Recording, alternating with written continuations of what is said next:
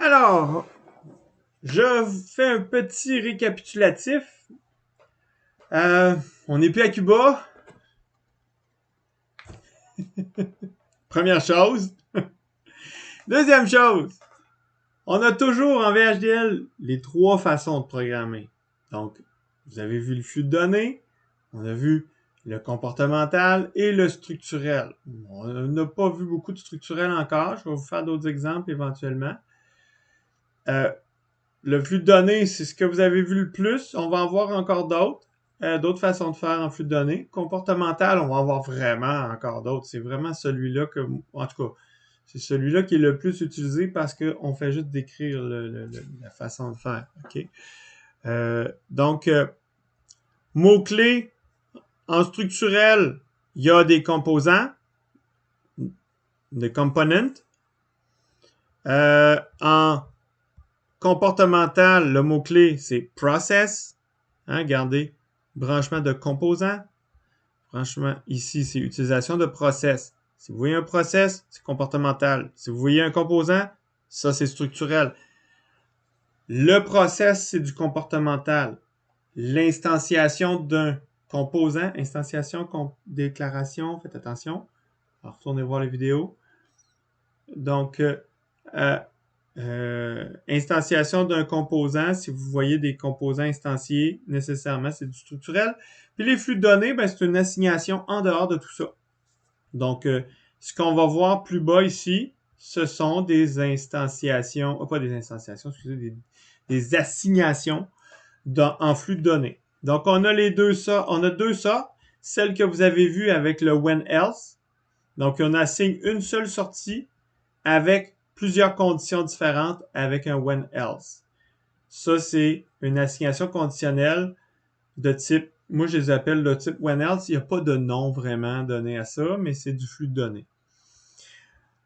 L'autre façon, c'est une autre assignation de conditionnel, mais celle-là va être utile quand, comme dans le cas du multiplexeur, on a un seul signal conditionnel. Donc, la seule condition qu'on a, par exemple, ici, c'est l'entrée de contrôle CI. Cette entrée de contrôle-là, ben, c'est comme un case, hein, dans le fond. C'est que quand on la regarde et si elle est égale à 0, on assigne le EI 0 à la sortie. Si on est égal à 0,1, on assigne EI 1 à la sortie, ainsi de suite. Donc, c'est vraiment comme un case. Mais c'est comme un with select qu'on appelle. Donc, au lieu d'être case, c'est with select. Fait que, bon, vous allez me dire, ouais, mais à quoi ça sert d'avoir plein de façons de faire? Ben, justement, ça, c'est pas long à écrire. Tandis que l'autre, tu as besoin d'écrire process, machin, truc.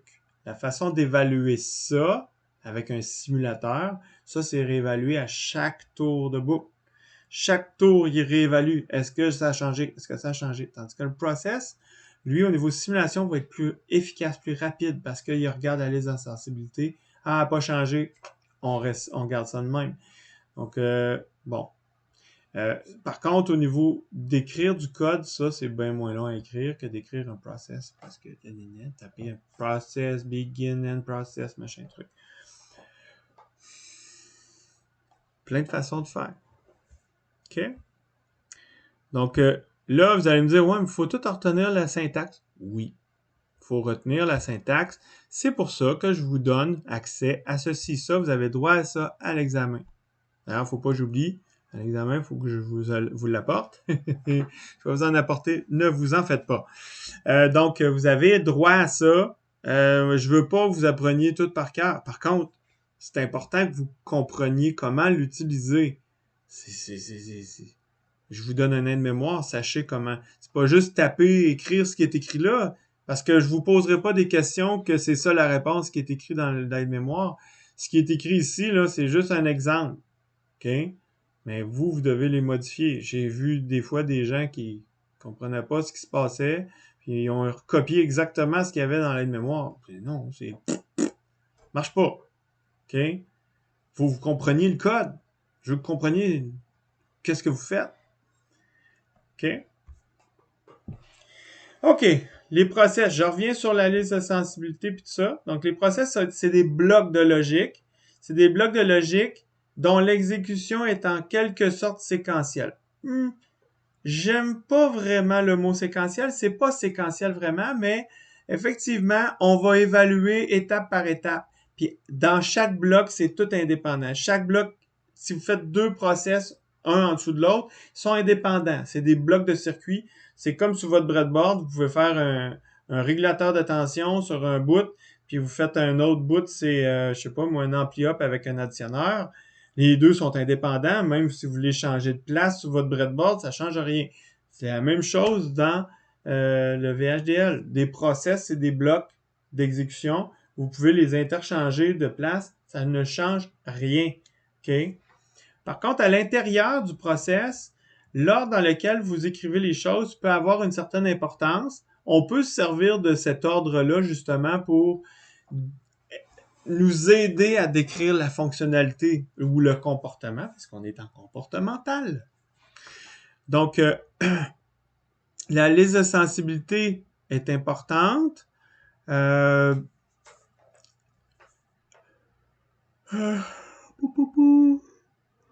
Donc, comme je disais, c'est ce que je répète depuis le début, là, la liste de sensibilité, c'est surtout pour aider la simulation. Ça allège la tâche du processeur pour faire la simulation. Donc, on regarde si ces signaux-là ont changé. S'ils n'ont pas changé, on ne retourne pas à l'intérieur du process. On incrémente le temps. Et là, parce que quand on fait une simulation, hein, on a une forme d'onde en fonction du temps. Et cette forme d'onde-là, en fonction du temps, ben, elle est calculée avec des pas de calcul. Souvent, les pas de calcul, par défaut, dans les logiciels, peut-être que ça va changer parce que les fréquences augmentent de plus en plus, mais habituellement, moi, ce que j'ai vu, c'est à peu près 10 picosecondes.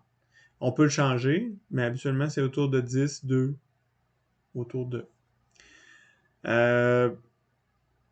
Donc, ça fait juste faciliter là. Et c'est important de les mettre.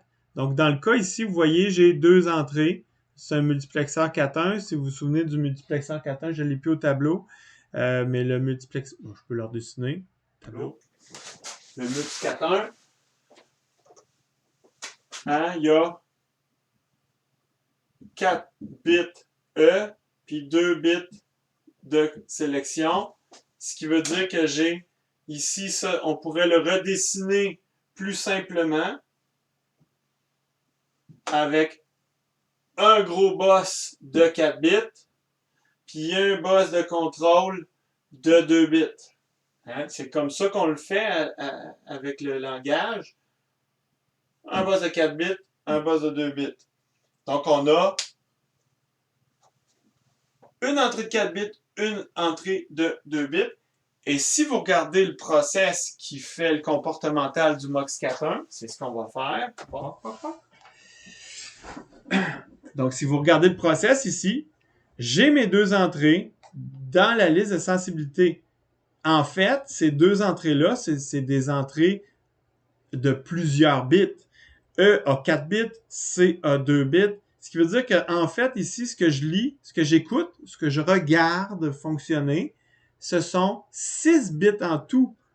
J'ai pas eu besoin d'écrire les 6 bits, j'ai écrit juste les deux signaux qui s'appellent EI et CI.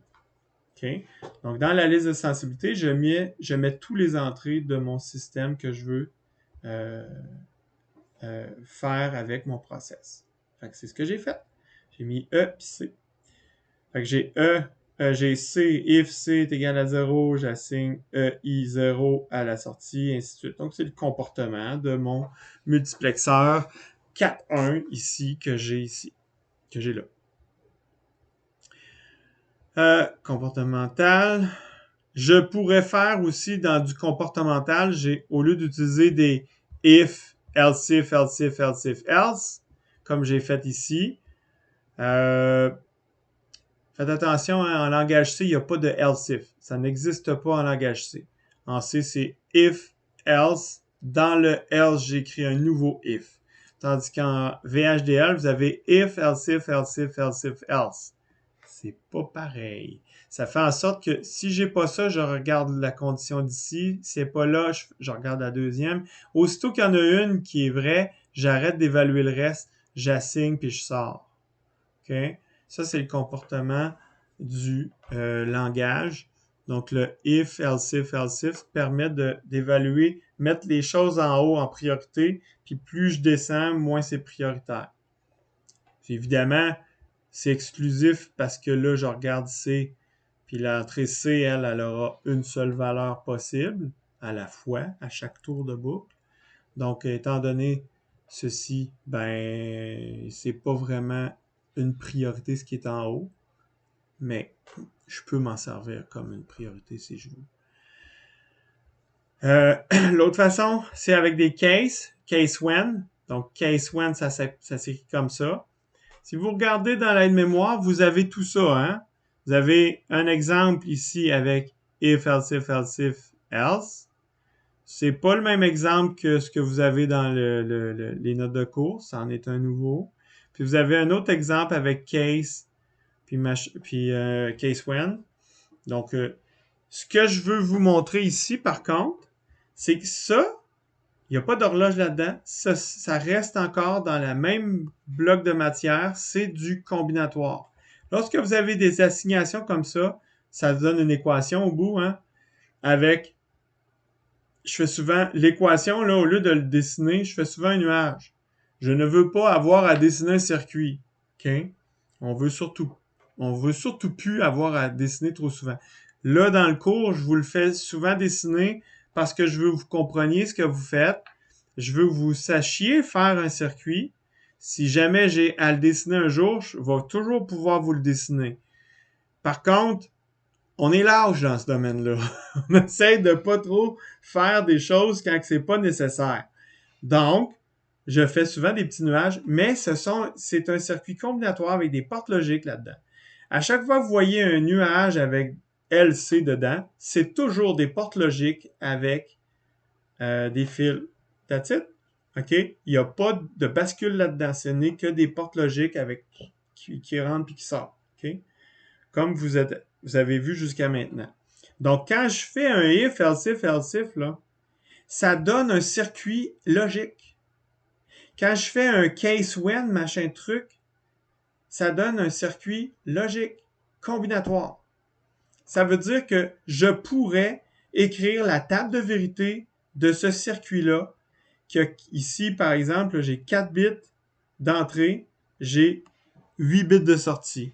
Je pourrais donc faire une table de vérité à 4 bits d'entrée, puis 8 bits de sortie, puis je serais capable de sortir les équations de chacun des bits.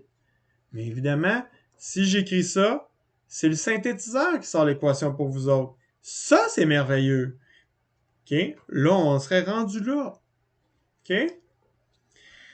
Fait que c'est ça du comportemental. Vous avez deux exemples ici. L'idée de l'aide-mémoire, hein, c'est un aide-mémoire. C'est pas là pour comprendre. Vous devez comprendre les notes de cours. Mais l'aide-mémoire vous permet d'avoir la syntaxe pour écrire les choses. OK? OK. J'arrête ça là, puis en prochaine vidéo, ça sera sur les portes 3 états. Bye bye.